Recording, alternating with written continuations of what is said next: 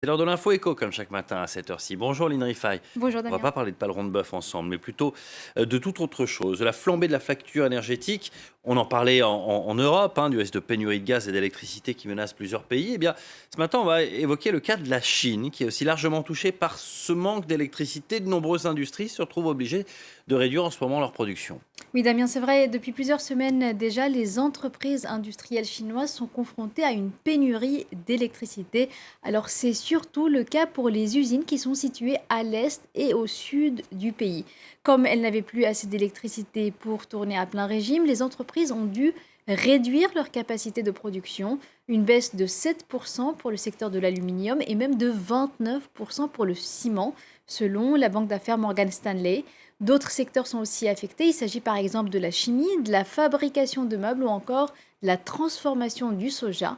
Enfin, la pénurie d'électricité, elle pourrait bientôt menacer d'autres secteurs qui ont un poids mondial, comme la fabrication de papier et le verre. Mais il n'y a pas que les usines qui souffrent des pénuries d'électricité.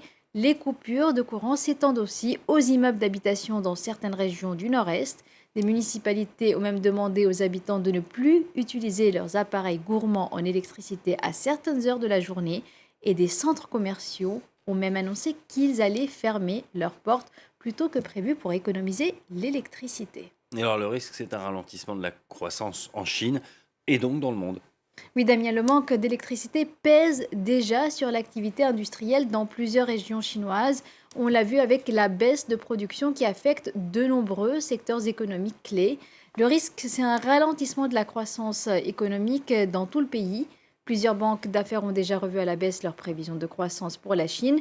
C'est notamment le cas pour Nomura qui prévoit désormais une progression du PIB de 7,7% cette année au lieu de 8,2%. C'est aussi le cas pour Goldman Sachs et Morgan Stanley.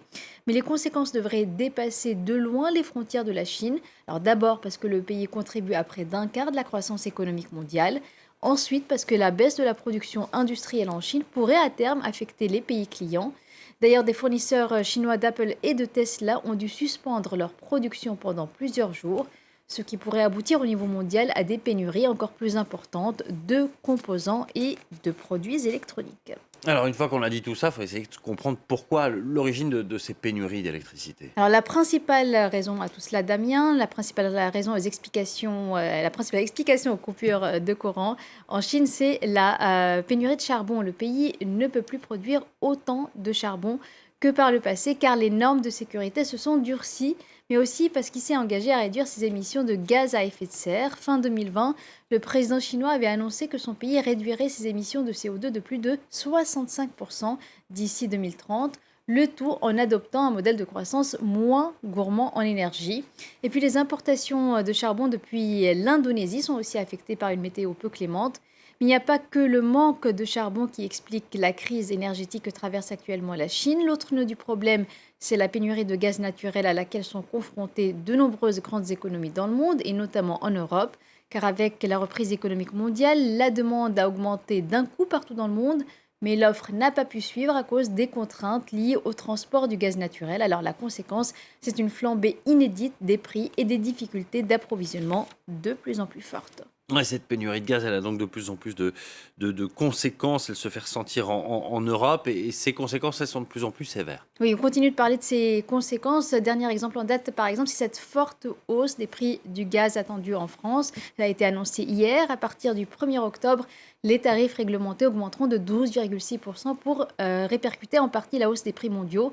Surtout que la France importe 99% de sa consommation de gaz naturel. Alors face à cette flambée de la facture énergétique, le gouvernement français a promis d'aider les ménages les plus modestes. Près de 6 millions d'entre eux pourront bénéficier d'un chèque de 100 euros. Alors l'impact de la flambée des prix du gaz est aussi notable en Espagne. Là-bas, la facture énergétique y a bondi de plus de 40% en août, avec des répercussions non seulement sur le pouvoir d'achat des ménages, mais aussi sur les entreprises industrielles. Leurs coûts de production ont grimpé de 18% en un an. C'est du jamais vu, Damien, en 40 ans. Et puis, dernier exemple qu'on donne aujourd'hui, c'est celui du Royaume-Uni. De nombreux fournisseurs d'électricité ont cessé leur activité car ils ne pouvaient pas répercuter la hausse des prix du gaz sur la facture de leurs clients. Une crise énergétique de plus dans le pays qui vient s'ajouter aux pénuries d'essence dans les stations-service, même si les raisons sont différentes. Merci beaucoup, Lynn Rifaille, pour cette info éco. Merci.